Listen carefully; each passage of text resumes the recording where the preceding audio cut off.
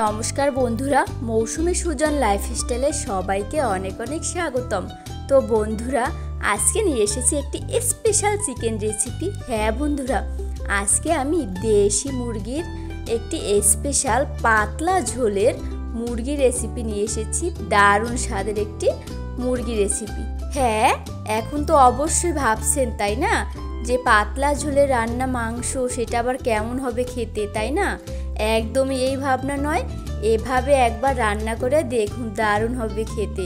আর হ্যাঁ, মাংসতে আলু না দিলে সেটা আমার কাছে একটুও ভালো লাগে না, কেন জানি অপূর্ণতাই থেকে যায় স্বাদের। তো আমি এখানে 3টে আলু এভাবে বড় সাইজের কেটে নিয়েছি। এরপরে কড়াইতে তেল নিয়ে নেব এবং তেল গরম হওয়ার পরে আলু দিয়ে দেব পরিমাণ মতো লবণ দিয়ে দেওয়ার পরে আলু ভেজে নেব 4 মিনিট। চুলোর ফ্লেমটাকে লোতে রেখে আর কোনোভাবেই আলু ভাজার সময় হলুদ ব্যবহার করব না। তো আলু ভাজা হয়ে গেছে। এরপরে জিরা ফোড়ন দিয়ে দেব, তেজপাতা, দারুচিনি, এলাচ।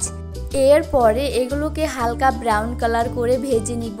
ঠিক এভাবে যখন ভেজে নেওয়া হয়ে যাবে, পেঁয়াজ কিমা দিয়ে দিব। আপনারা চাইলে পেঁয়াজ বেটেও দিতে পারবেন, তবে হ্যাঁ, আমি যেহেতু পাতলা ঝোলের কথা বলেছি, পাতলা ঝোল রান্না করতে হলে পেঁয়াজের কিমা দিতে হবে বা পেঁয়াজ কুচো করে দিতে হবে। এভাবে ব্রাউন কালার হয়ে গেলেই দিয়ে দেব এর মধ্যে মাংস দিয়ে দেওয়ার পরে চুলোর ফ্লেমটাকে লোতে রেখে এভাবে করে কষিয়ে নিব।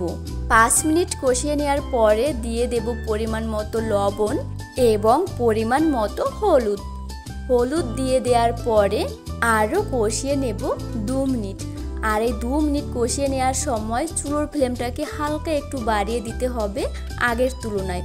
যখন কষানো হয়ে যাবে তখন হলুদের একটা গন্ধ সেটা চলে যাবে।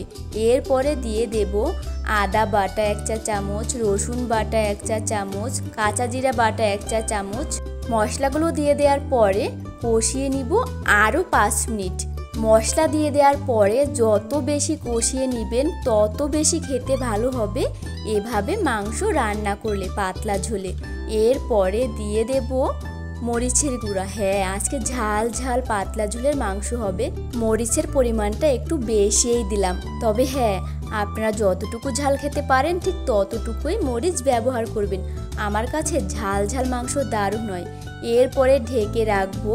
আর হ্যাঁ, বারে ঢাকনা তুলে নিব এবং এভাবে নেড়েচেড়ে নিব যাতে নিচ থেকে লেগে না যায়, সেটা লক্ষ্য করতে হবে। আর হ্যাঁ বন্ধুরা, যারা আমার ইউটিউব চ্যানেলে এখনও সাবস্ক্রাইব করেননি তারা প্লিজ সাবস্ক্রাইব করে আমার পাশে থাকবেন।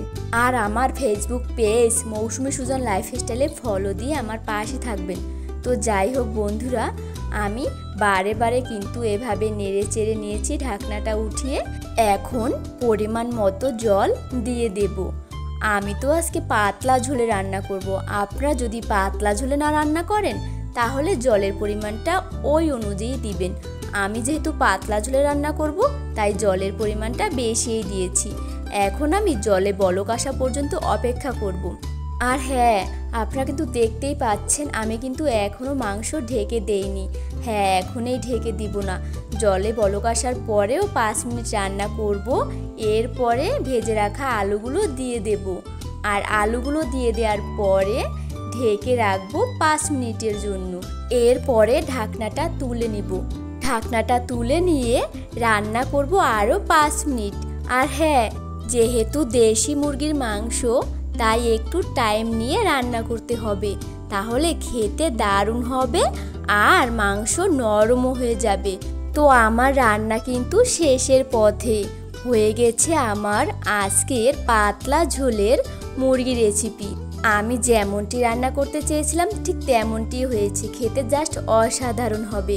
তো যাই হোক বন্ধুরা, আমার আজকের এই পাতলা ঝোলের মুরগির মাংস রেসিপি যদি ভালো লেগে থাকে তাহলে please like, comment and share করে আমার পাশে থাকবেন।